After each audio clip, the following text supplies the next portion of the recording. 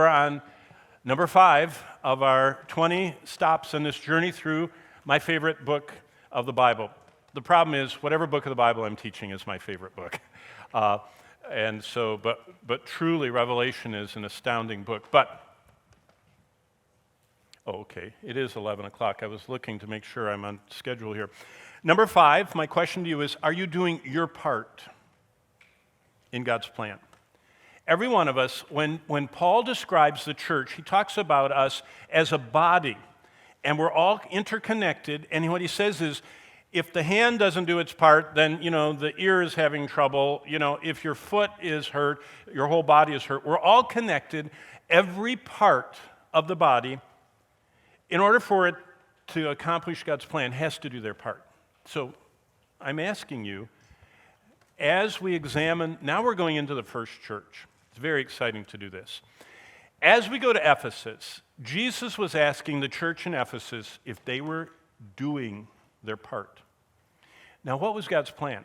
Acts chapter 11 tells us God's plan was to invade the world with little copies of Jesus Christ.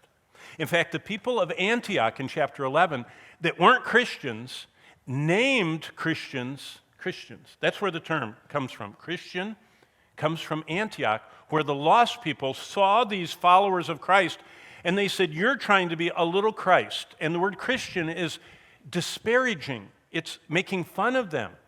It's saying, you're a little copy of Christ.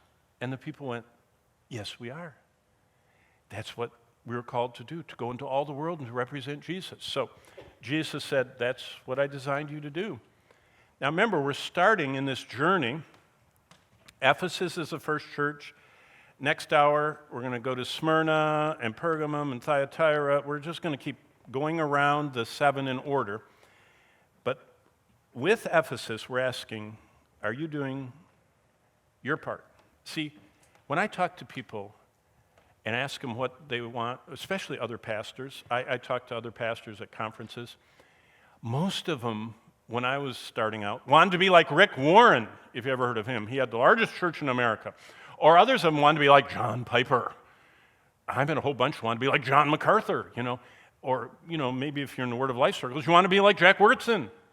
Well, it's great Paul said in 1 Corinthians 11, "Be followers together of me like I am of Christ." So there is a one part, you should want to be like a great servant of the Lord, Or like, Gladys Allward, the famous missionary. Or how about Amy Carmichael, that went to Danaher Fellowship and worked with all those needy people in India.